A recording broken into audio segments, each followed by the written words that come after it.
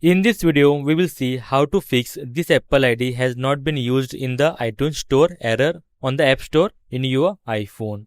Hey guys, welcome Technical Beardo here. If you're new here, please like the video and please do subscribe. So now, let's start the video here. So guys, first of all, let's find out why this message or why this notification on the App Store we see. Normally, whenever we create a new Apple ID, that time we create with the basic details like your name, mobile number, email, etc. Right? Sometimes the complete detail it doesn't ask. Okay, and whenever the same Apple ID is used in the App Store, that time it requires a complete detail of your Apple ID like your payment details. Okay, also your address. So if you want to use the Apple ID in your App Store, it need to be complete with your address along with your payment details.